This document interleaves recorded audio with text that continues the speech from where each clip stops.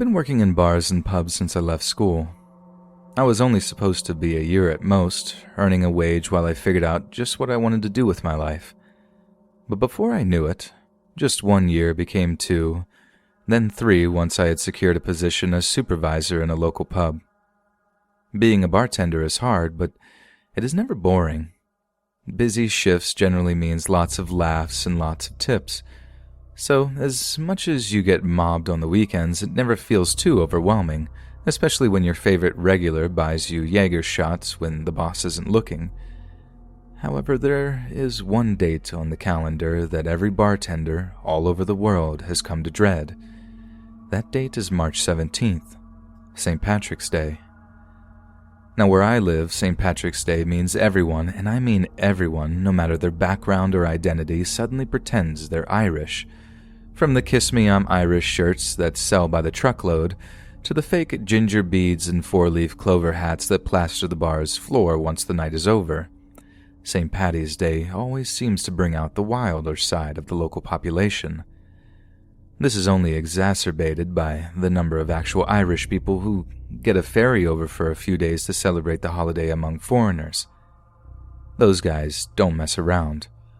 We open the pub at 10 in the morning to start serving breakfast and lunch, and there is always a bevy of Irishmen waiting outside, having already sank a few pints in hotel bars before they arrive. This really does add a feeling of chaos to the proceedings, and I'm not sure if it's the English sense of competition, but people genuinely do try to outdrink the Irish on their own national holiday. A foolish endeavor if ever there was one. This can lead to some pretty horrendous working conditions, and sometimes the number of times you end up mopping up vomit ticks over into the double digits. Gross, I know, but manageable. What wasn't manageable for me anyway was a visit our pub received from a man a few Paddy's days ago, one that I don't think I'll ever forget. So one of the things that strikes you about the Paddy's Day crowd is how they're all basically wearing the same thing. I have previously mentioned all the tacky souvenir-type items revelers can get their hands on, but maybe not the ridiculous proliferation of said items. Companies like Guinness, in a bid to sell as much of the black stuff as they possibly can, flood entire cities with merchandise that is often given to drinkers for free. So picture a scene where 99 people out of 100 have green-branded Guinness t-shirts on. Most are wearing those dumb leprechaun hats, those ginger beards, and some are even wearing extremely creepy-looking leprechaun masks. Starting to get the picture here? Everyone looks alike, which can make bartending particularly difficult, not to mention how difficult it is to remember who's ordered what drink. So at one point, I'm pulling up pints when this one fella in a mask steps up. I ask him what he's after, and he says something unintelligible through his leprechaun mask.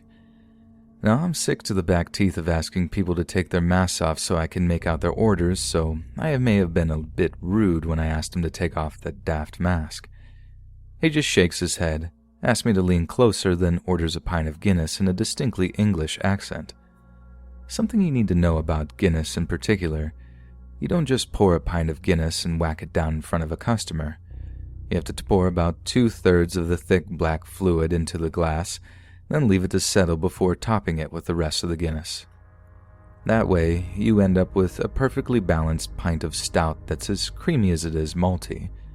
So that's exactly what I do. I pour the dude's drink, then leave it to settle, just like I'd done 1,000 times before, only to find the masked man almost violently waving at me. I asked him what was wrong, and he starts complaining that I'd only half poured his bloody drink, and that I was to bring it to him immediately. I laugh a wee bit, then start giving him the talk about how he needs to let it settle before serving blah blah blah. He then accuses me of taking the piss out of him, and starts kicking off about how I'm looking for a fight with him and all this other nonsense. At that point, I cut him off. We can't have anyone like that in our pub, and they're only ever out to cause trouble, and giving them alcohol just makes that kind of situation 100 times worse. So I put on my polite professional voice, calling him sir and all of that, and gently explain why he can go jump in a lake. Not my exact words, but you get the idea. That's when he just comes out with, "I'm gonna effing kill you." I was taken aback by this, and I remember just leaning back with a look of confusion like, "What did you say to me, fella?"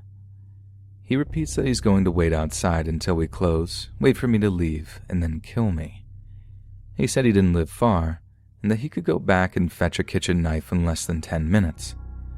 I've had threats like this before, and yeah, they're grim, but it's always from a guy who's coked up and raving. 9 times out of 10, they don't even remember you the next day, and the drunk that was threatening to smash your face in will try and make casual conversation about the footy as they'd never even met you. But this guy was calm as anything. He just gently and slowly explained how he was going to kill me, and it didn't matter if he was arrested or caught on CCTV because I'd be dead, just like I deserved. I'm not even afraid to admit that I was actually seriously freaked out at this point. I reached forward, trying to pull the mask off that concealed his identity from me, but he dodged, waving as he walked away from the bar and disappeared into the crowds. And I do mean disappeared. I spent the next 15 minutes or so wandering around the horseshoe-shaped bar trying to figure out where this fellow had gone, but I couldn't see him. There was every chance he was just tucked away in a corner somewhere, whining to his mates about how the bartender is a bellend or whatever, but it seemed just as likely that this guy really had gone back to his flat to get a weapon and that he was just using the chaos of the day itself to his advantage. By the end of the shift, I was emotionally exhausted. Every time I saw one of those daft leprechaun masks, I couldn't keep my eyes off of it. Every single one could have been that lad coming back to stab me to death in my own bloody workplace. I know it all seems crazy in retrospect, that he was obviously just full of bluster, but every murder story seems ridiculous until it's plastered all over the newspapers, with all those people coming out of the woodwork to say, "Oh, we never saw it coming, and it was just so unexpected." But a part of me really did think it was going to be my face on the newspapers the next day, and sometimes I actually thank the man upstairs for keeping me safe that night.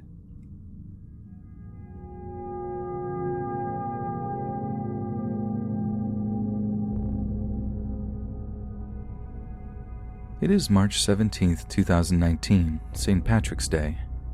In Cookstown, County Tyrone, 17-year-old Lauren Bollock is getting ready to go to a party. She and her group of friends had spent their entire school day in increasing levels of excitement, swapping ideas on what to wear, exchanging rumors on who would and wouldn't be attending, and most importantly, scheming on how to get their hands on the most quintessential of St. Patrick's Day's amenities: booze. No Paddy's Day party is complete without an unhealthy quantity of the demon drink, as any self-respecting Irishman will tell you. And as for the underage Lauren, buying alcohol would be as easy as putting on a little extra makeup and standing on her tippy toes at the counter. After all, without the telltale school tie, very little separates the appearance of a student and a fledgling office worker. Lauren and her friends finished their studies for the day before congregating in one of their parents' houses to prepare for the night's festivities. Outfits were road-tested, makeup applied, and the girls even sampled a little of their alcohol haul to get healthy pre-drunk before they departed. When the time came, they piled into a waiting taxicab which drove them a few miles down the road to the Greenvale Hotel. The sight that greeted them was one of utter chaos.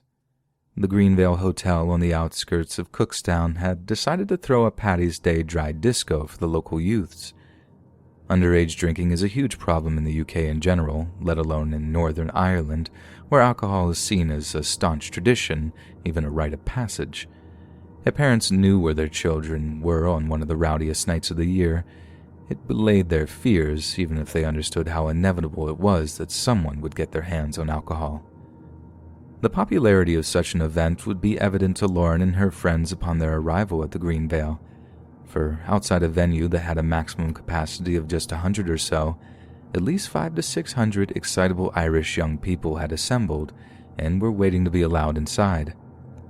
Such a raucous scene might have been off-putting to another group of girls, but not Lauren and her friends. They found the huge gathering of their peers to be intensely exciting and attractive. Rural Ireland can be an extremely tedious place to live for a young person, lacking in all the adventure and attractions of the big city. So any opportunity to mingle with a large group of their peers outside of school hours is something very few Irish teenagers can pass up. Lauren and her friends climbed out of the taxi into a cold and windy evening to socialize with old friends and make a few new ones in the process. Meanwhile, inside the Greenvale Hotel, the management team is in a quandary. They knew all too well that there was far too many youths outside, and that not all of them could be let into the venue. However, St. Patrick's Day was a serious earner for the hotel. After a traditionally quiet January and February, where hedonists eschew the good life in favor of gym memberships and detox regimens, Paddy's Day always kick-started the local economy in a big way. To limit their patrons during such an event would surely be inviting financial ruin, but something had to be done to avoid disappointing more than half of the young people gathered outside. The general manager of the venue made the decision to go outside to address the waiting revelers. He told them in no certain terms that the Greenvale simply did not have the facilities to accommodate so many of them, and some would have to go home disappointed. He then asked the waiting youths to form an orderly queue at the entrance, where staff would take their entrance fee and stamp their hands with black ink to verify them. And that's when things started to go wrong. As I've previously mentioned, a long-standing tradition in the UK and elsewhere is to imbibe alcohol before arrival at a pub, club, or party, in order to get a head start and save a little money. The same applied to the gathering of underage youths outside the Greenvale that night. So instead of doing as they were asked and forming an orderly queue at the entranceway, what started fairly calmly had soon descended into a chaotic mess of shoving, shouting, and fighting. Hotel staff pleaded with the drunken crowds to calm themselves, but their cries were barely heard over the throngs of barking teenagers, some of who had begun to shove their peers towards the waiting line. Lauren was one of those who had rushed to queue up first and began to feel herself being trapped against one of the Greenvale's outer walls. She tried to push back, to give herself a little personal space, but it was impossible. No matter how hard she and her friends shoved back, the crowd didn't seem to disperse or diffuse. It wasn't long before neither Lauren nor her friends could move. Their arms were trapped by their sides, their bodies squeezed and compressed until some began to complain of feeling faint. Lauren was being crushed against the brick wall, finding harder and harder to breathe as the crowds formed tighter and tighter around her. At one point, she saw a young man with glasses, so pale he was almost white as a sheet, collapse from the lack of oxygen available to him. This was barely noticed by the pushing crowds, who simply walked over and stepped on the unconscious boy, crushing him to death beneath their feet with nothing else in their minds but the desire to drink, dance, and flirt. With the very last of her strength, Lauren began to shout and yell, "My friends are on the ground, move back! My friends have fainted, move back! My friends can't breathe, move back!" Nothing. Not one bit of movement or compassion. In fact, one of the last things Lauren saw before she passed out was the sight of laughing, spotted-faced teenage boys amusing themselves by pushing the crowds towards the doors, trying to get them inside so they too could get to drinking. A horrific sight to see in the moments before unconsciousness, but Lauren wouldn't just be rendered unconscious. The crush at the Greenvale Hotel that night went on for another half an hour. By the time the crowd realized what was happening, it was far too late. Lauren, along with several other teenagers, had been suffocated in the crush. Nigel Rudell, the medical director of North Ireland's ambulance service, told the BBC that emergency crews who responded to a 999 call shortly before 9:30 p.m. encountered upsetting scenes. At this stage, everything points towards it being a tragic accident, and our hearts absolutely go out to the families of those involved and everybody who was caught up in this incident last night, he said. Yet the tragedy seemed to have been painted by the media as a seemingly unavoidable one, an incident as sudden and shocking as a terror attack or natural disaster. But there was nothing natural about the deaths at the Greenvale Hotel that night, as they had been entirely avoidable. The facts remain that poor planning, drug use, and youthful zeal had proved a deadly cocktail.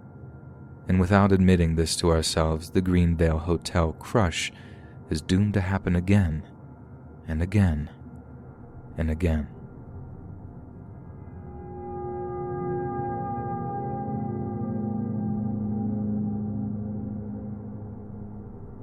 I didn't know much about St. Patrick's Day when I first moved to America. I was familiar with American culture, sure, and growing up in Hokkaido in Japan, I was vaguely aware that St. Patrick's Day existed. But I had no idea it was taken so seriously by Irish Americans.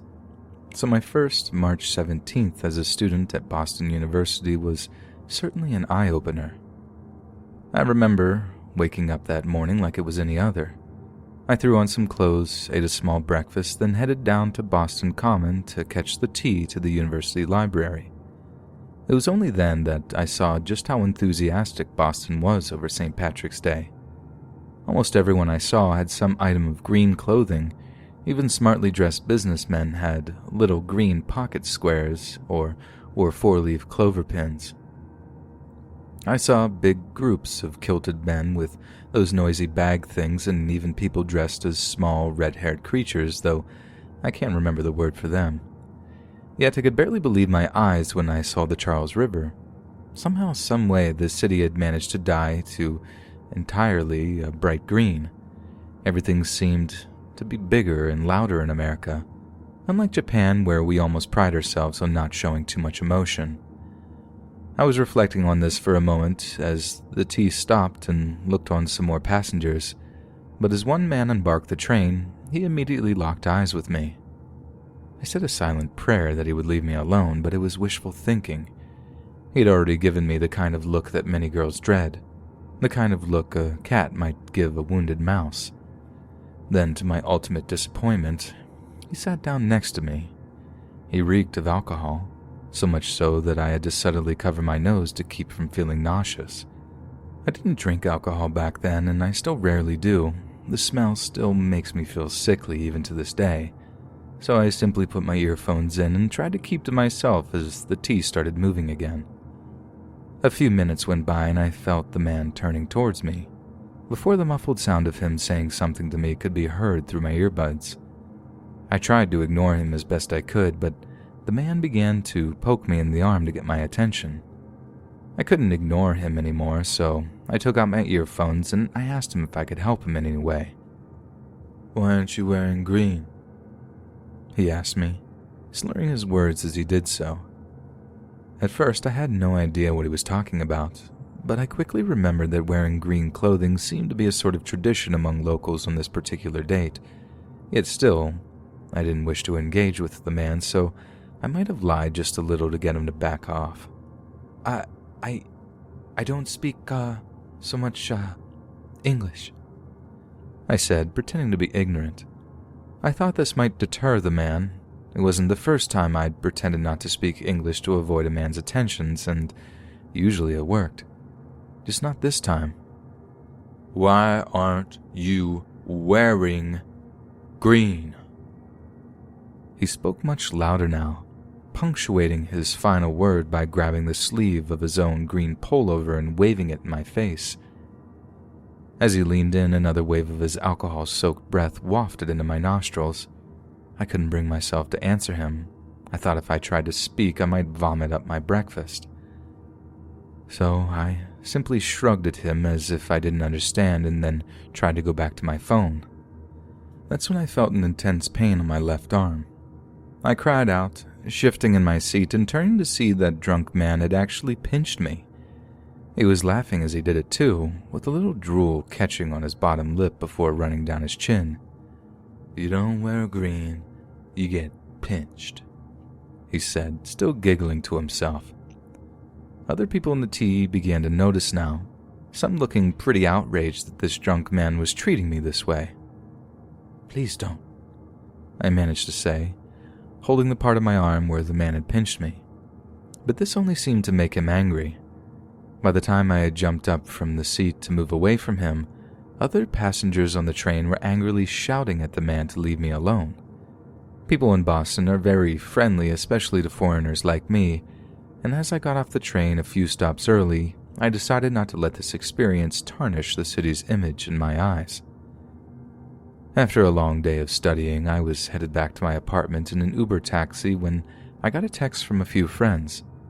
They told me they were having a few drinks in a big Irish bar near Government Center. I forgot the name, but they asked if I would like to join them for some green beer. I had never heard of green beer, but they insisted this was a big tradition in America. I was not entirely in the mood for drinking, but I did like the idea of seeing some of the party, especially since it only happened once a year. If the beer in the river were green, what else had Boston changed the color of? I had to find out. So, I arrived back at my apartment, rushing upstairs to take a shower and change my clothes.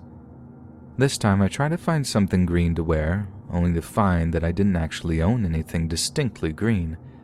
I had a turquoise t-shirt, but that was about as green as it got.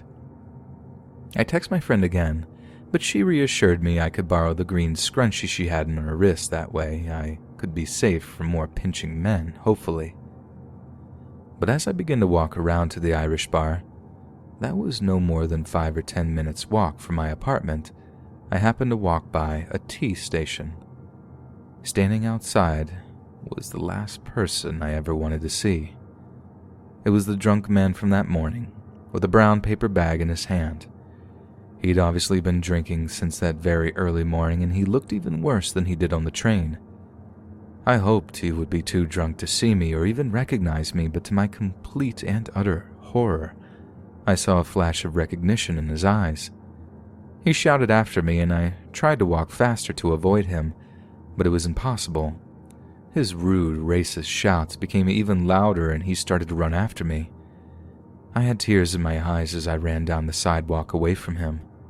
I ran to the first police officer I saw, bursting into tears as I fell into his arms.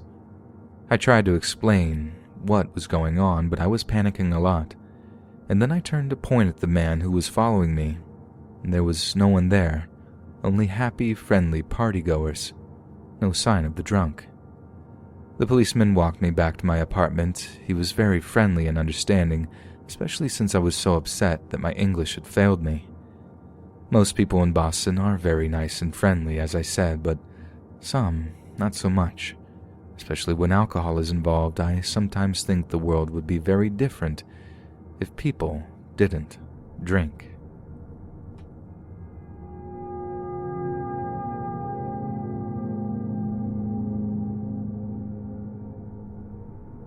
Some living arrangements can be unusual, to say the least, and renting on-site at a storage facility is very, very different than living in a regular apartment. My uncommon living area connects to the storage facility by a long, dark, cold hallway from a door in what we call our porch area, and every night I have to walk past this doorway to get into my apartment. When my wife and I go to bed at the same time, I don't notice it, but when she goes to sleep before me and the house is dark and quiet, an acute anxiety grips me as I quickly patter down the hallway to my bedroom. Something about that doorway to the storage facility feels ominous, always has. A small peephole is in the door, and sometimes I imagine looking through it at night only to see something or someone in the hallway on the other side. One night last year, in the weeks leading up to St. Patrick's Day, strange events began to unfold. At first, we didn't notice anything too weird, mainly because the place's customers are in and out of the facility at all hours of the day and night. Not to mention the fact that they can turn out to be some pretty strange folks when all is said and done. Anyway, at first, it was just things like my toolbox going missing and then reappearing broken, or a small pile of leaves being left in front of my wife's office door. We figured it was bored teenagers, maybe even a drunk stumbling home from the speakeasy around the corner.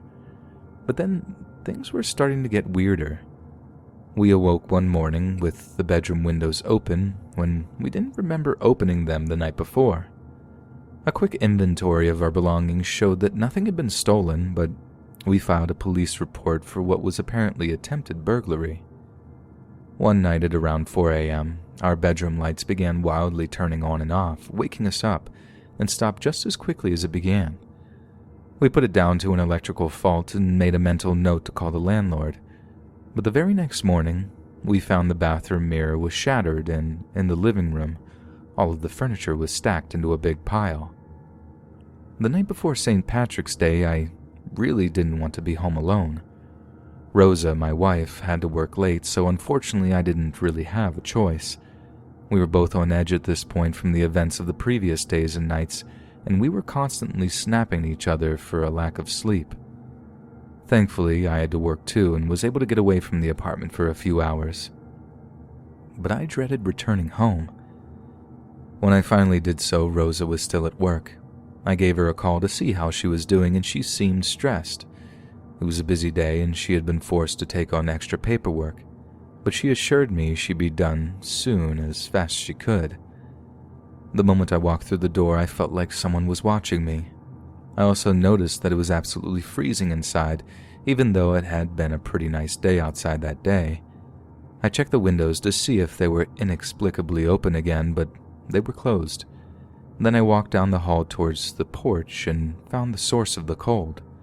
The door to connecting our apartment to the facility was wide open, and a draft was coming in from the dark hallway. I closed the door, concerned with how it had gotten open because we always kept it locked. After Rosa got in from the office, things began to get weirder.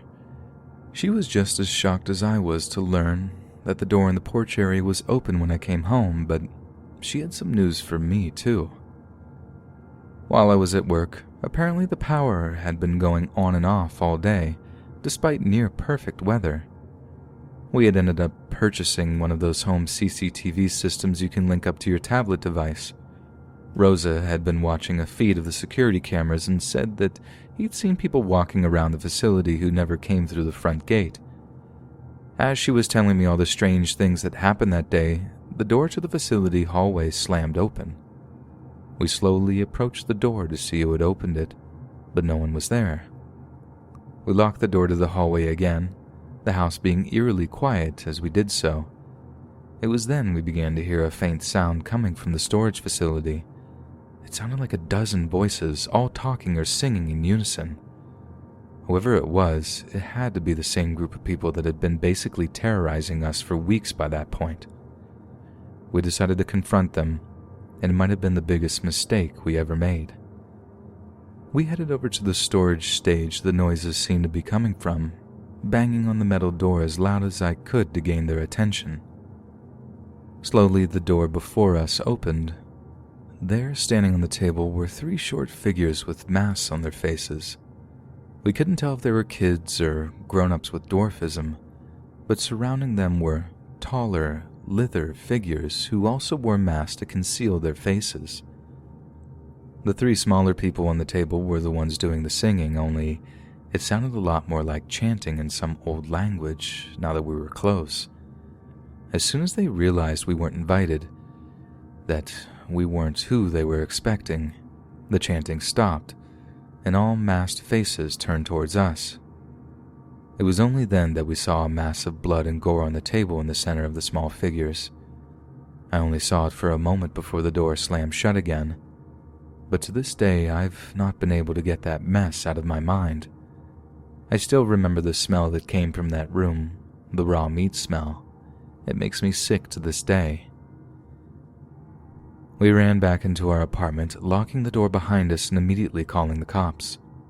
We struggled to relay just what we'd seen, insisting that they had to hurry as we suspected that there were children at risk.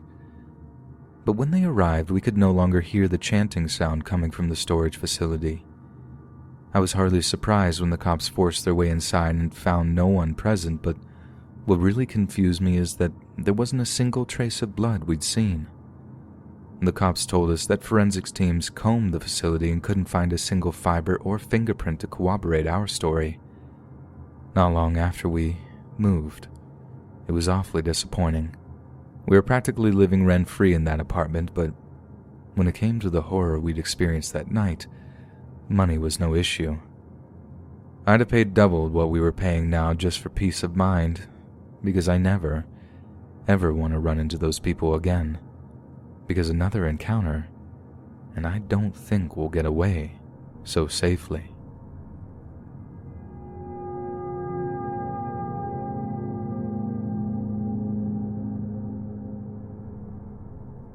My name is Rosie Lee Williams, and I'm a private investigator based out of Long Island, New York.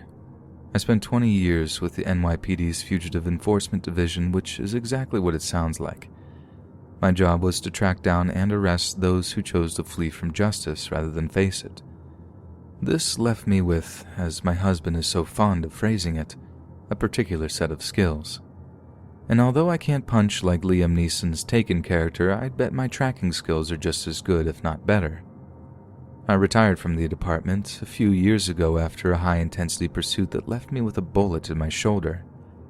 But for me, the thrill of hunting down fugitives was a vocation, not just a handy career choice, so I used some of our savings to start up a private investigator agency. It was the best decision I've ever made. Alright. Following a cheating husband around Manhattan to gather evidence of his infidelities isn't nearly as exciting as hunting down a violent prison escapee, but my word, does it pay better. Having said that, each job is interesting in its own way, but by far the most curious job I'd ever accepted came from County Cork, over in Ireland.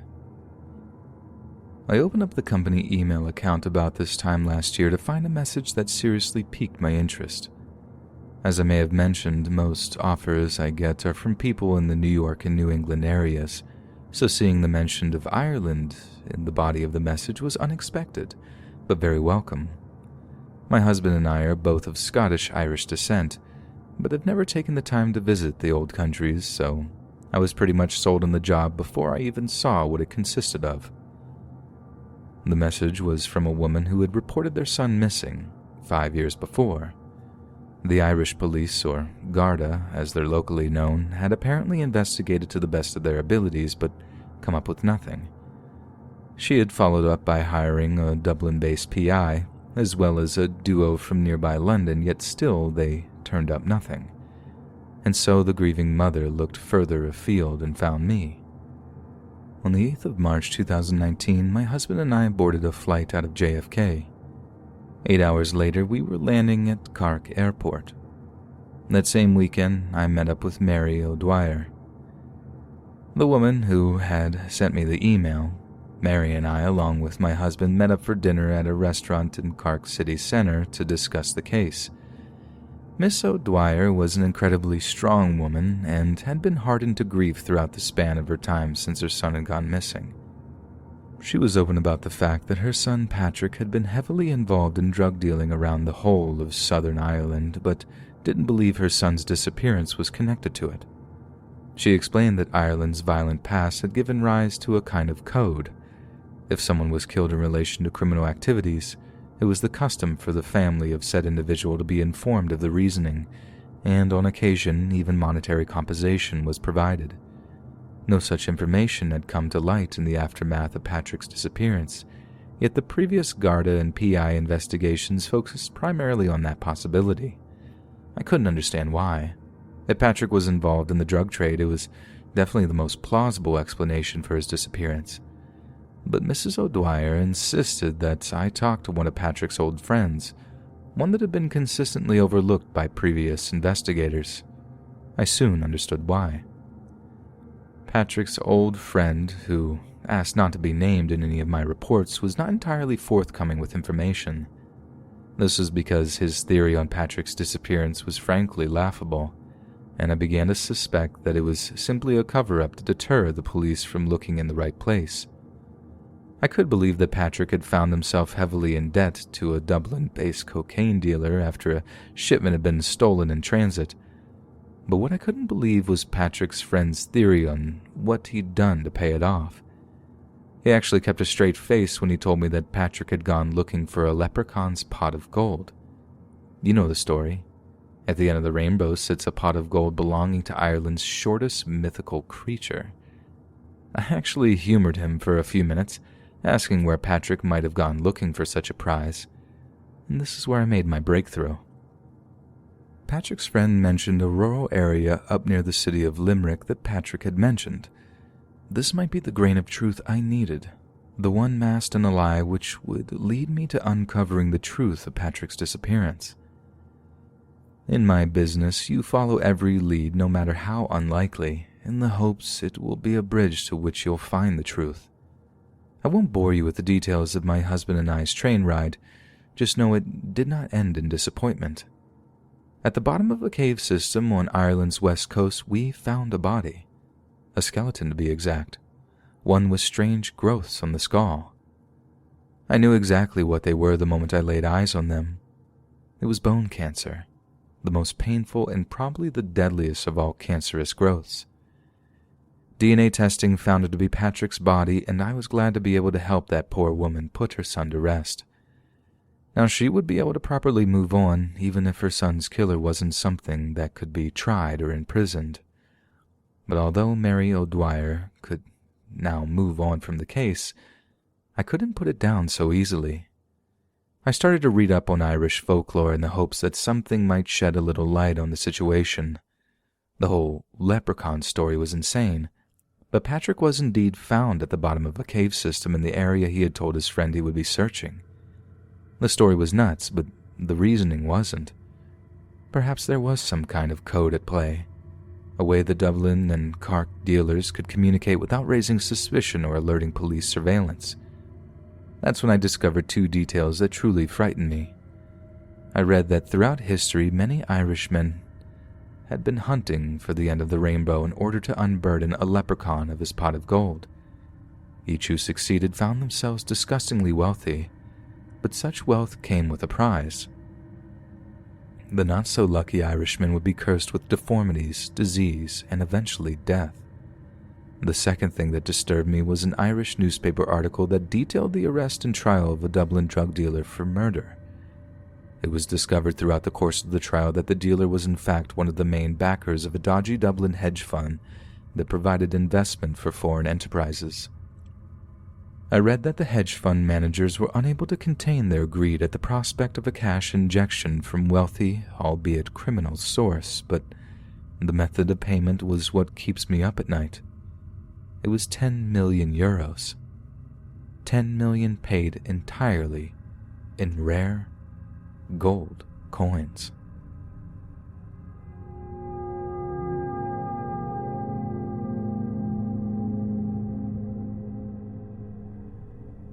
For many of us, Irish folklore conjures up images of fairies, giants, and leprechauns with their huge pots of gold, just wanting to be discovered by those adventurous enough to search for the end of a rainbow. Many such tales and legends were passed from generations to generations, in the very same way we were taught to celebrate important moments such as marriages, deaths, birthdays, and holidays, or even the way we hand down skills such as making weaved baskets or St. Bridget's crosses. All of the above can be considered as a part of Irish folklore, as it is the study and appreciation of how our ancestors lived. But the Irish are also fond of tales that aren't nearly so full of magic and mystery, and there are many tales from Irish folklore designed to send a chill up the spine, instead of putting a smile on the face.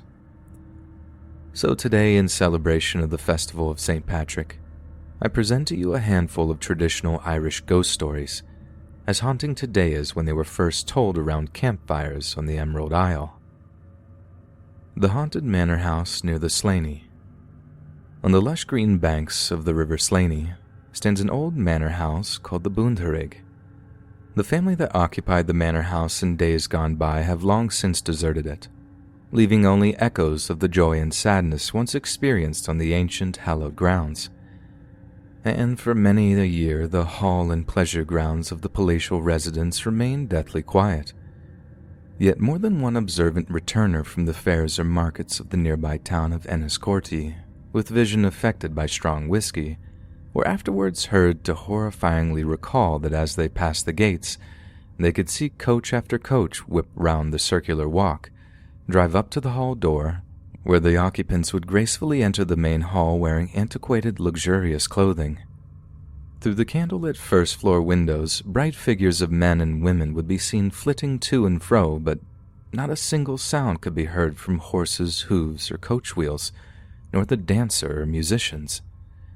He was not witnessing a ball of the living, but a dance of the dead.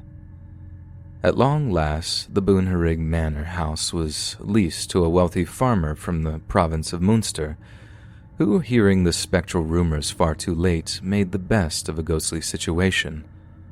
The farmer hired a priest from the southern city of Kark to perform a mass in the once celebrated ballroom.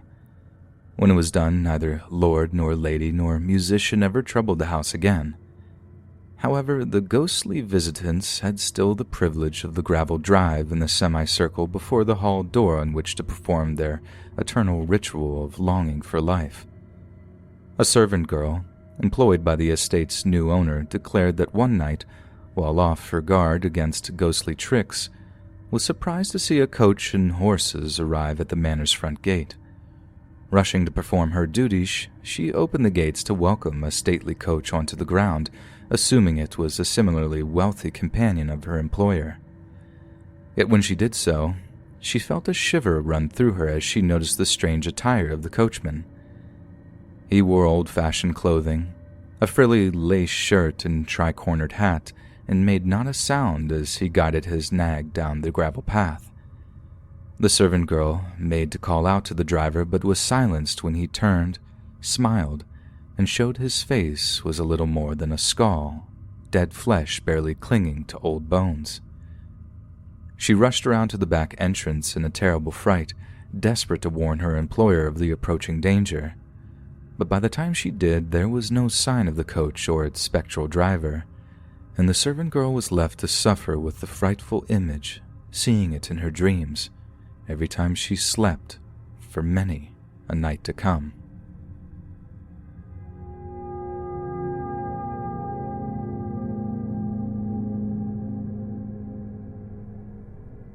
The Woman in White. Patrick O'Gill, son of County Kildare, was driving his cart toward Old Dublin City with a load of country produce. Patrick had made a comfy seat for himself on the wagon and had plenty of hay beneath him to make his journey a pleasant one. He was happily occupied with thinking of nothing in particular, all while keeping an eye on his lumbering oxen who steadily labored along hedge-framed country lanes. Patrick found himself at a crossroads near Boreen when he was surprised by the sudden appearance of a woman dressed in long white clothes, crossing the fence and wandering into the road. The woman approached the horse and walked with him a while, close by his neck. Patrick pulled the beast's head to the opposite side for fear he might tread on her feet or long robes, but she still kept as close to him as before. It was only when Patrick thought he could see the lower part of the horse's foreleg through her dress that he realized that the situation had become a grave one. He found his eyes were glued to the shape of the being before him, for he was frozen in terror, while his whole frame covered with cold perspiration born solely from raw fear. In his horror, he was unable to decide on a course of action, but his steed, upon sensing something deeply wrong in the air around it, reared up and plodded on at an increased speed. At the center of the crossroads of Boreen is a patch of green turf, and when they came to its edge, the white figure stood still, yet a portion of the cart seemed to pass right through her without disturbance. Patrick O'Gill, observing this, drew the beast at once to the other side, crying in a voice that quaked with fear. "By your leave, ma'am," he said, hoping a polite disposition might still the being's vengeful spirit. And so on went horse and car, the edges of the load preventing him from seeing the white form. Having advanced 2 or 3 yards, he looked back to see a mangled body on the road behind him. The beautiful woman, whose long, flowing dress has been as white as freshly fallen snow, was now a mess of black and crimson, with blood and dirt plastering her prostrate form. But there was no pained expression on her face, no cries of agony on her lips. She simply looked on towards the terrified Patrick, smiled, and waved the horrified farmer onward.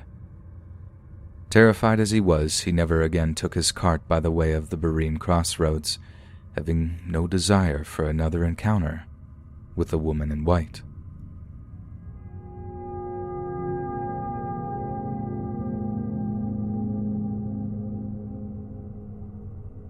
The Haunted House on Bride Street.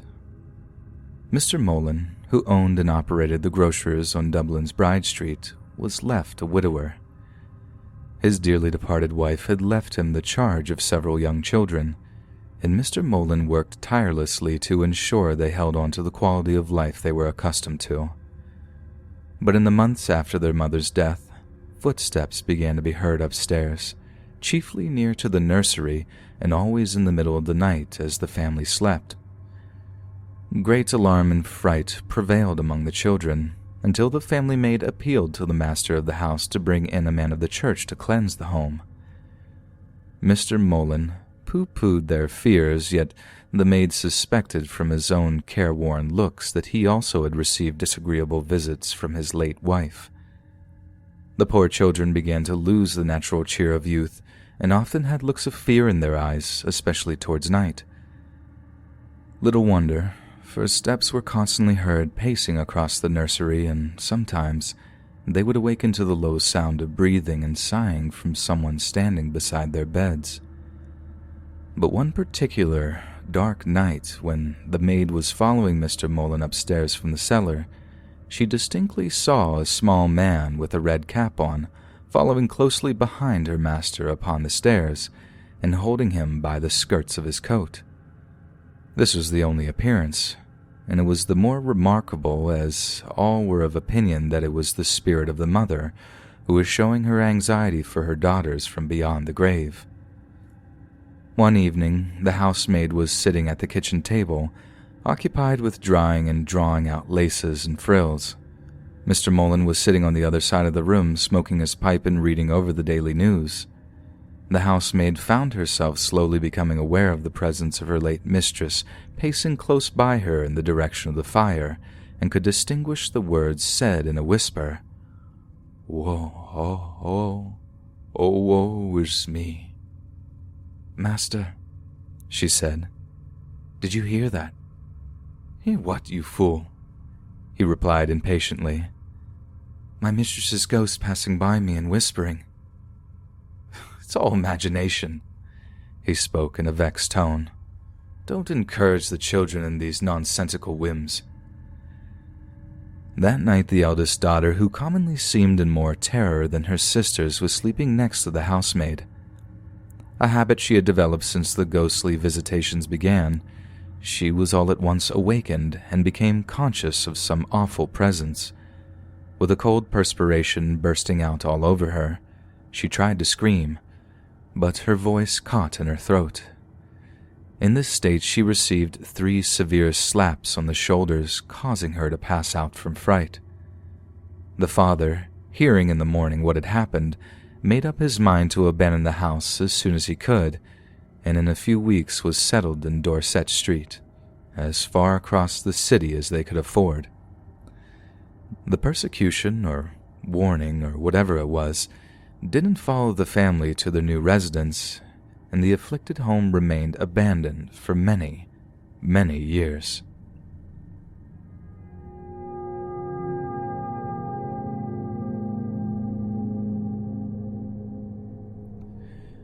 The Ghost of Wicklow County. Lord Kilcullen, whose seat lay in County Wicklow, was an extremely unpleasant master while above ground, and afterwards caused considerable annoyance to his surviving friends and relatives.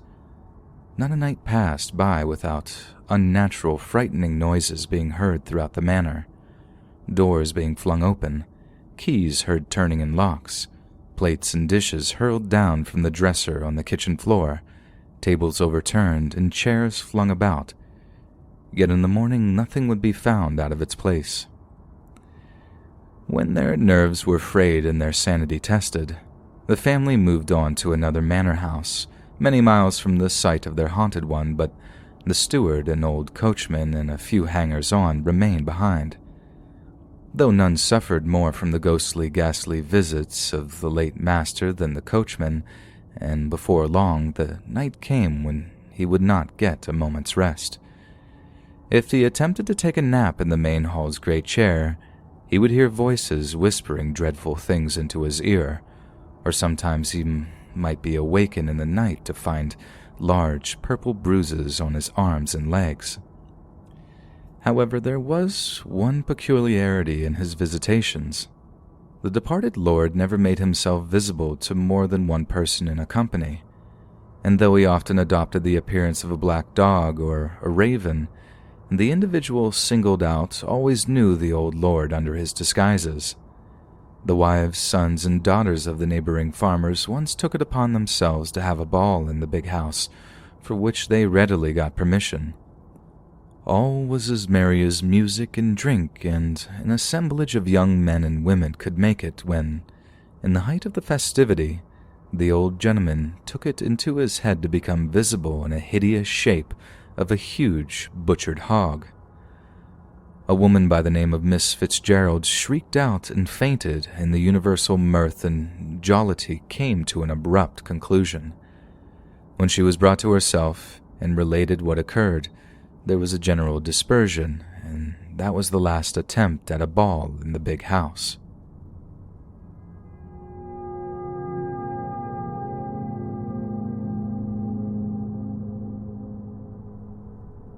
The Ghost of the Greg. A lady in the neighborhood of Dublin's Old Town, much celebrated for her many charities, died, and great sorrow was felt for her loss. Many masses were celebrated and many prayers offered up for the repose of her soul, and there was a moral certainty of her salvation among her acquaintances. Yet one evening, after the family had retired to rest, a servant girl in the house, a great favorite with her late mistress, was sitting beside the fire, enjoying the dreamy comfort of a hard-worked person after the day's fatigues, and just before the utter forgetfulness of sleep. Her mind was wandering to her late-loved mistress when she was startled by a sensation in her instep, as if it were trodden upon. "Bad manners to you for a dog," she said, suspecting the collie of the house to be the offender. But to her great terror, when she looked down and around the hearth, she saw no living thing. "Who's that?" she cried out with the teeth chattering in her head. "It is I," came the ghostly reply, and an image of the dead lady appeared before her, as if as a mist. "Oh, mistress darling," she said. "What is disturbing you? Can I do anything for you?" "There is something," said the spirit, "and that is why I have appeared to you. Every hour of the day, someone of my family and friends are mourning me. They speak of my goodness, and it is that which is tormenting me in the other world. All my charities were done only for the pleasure of having myself spoken well of, and they are now prolonging my punishment. The only real good I ever did was to give once half a crown to a poor scholar that was studying to be a priest and charging him to say nothing about it. That was the only good act that followed me into the other world. And now you must tell my husband and my children to speak well of my past life no more, or I will haunt you night after night." The next moment the spirit had vanished into thin air, and the poor girl fainted the moment it did so. When she recovered, she hastened into her settled bed and covered herself up, head and all, and cried and sobbed till morning. Everyone wondered the next day to see such a troubled countenance, but she went through her business one way or another, though she could not make up her mind to tell her master what she had seen and heard. She dreaded the quiet hour of rest, and well she might, for the displeased lady visited her again at the same hour and reproached her for her neglect. 3 times she endured the dreaded visits before she made the required revelation, and after that, no more was spoken of the kind lady of the old town, for she was not made comfortable in heaven, only tormented by the fallen one below. Hey friends, thanks for listening. Be sure to subscribe and click that notification bell to be alerted of all future narrations. If you got a story, be sure to submit them to my subreddit, r/letsreadofficial, and give and receive feedback from the community, and maybe even hear your story featured on the next video.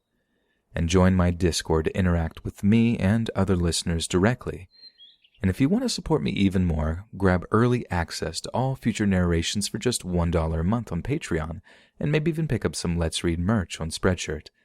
And check out the Let's Read podcast, where you can hear all these stories in long compilation form and save huge on data, located anywhere you listen to podcasts. Links in the bio. Thanks so much, friends, and remember, you're supposed to sit around with your thumb up ye bum. Joy.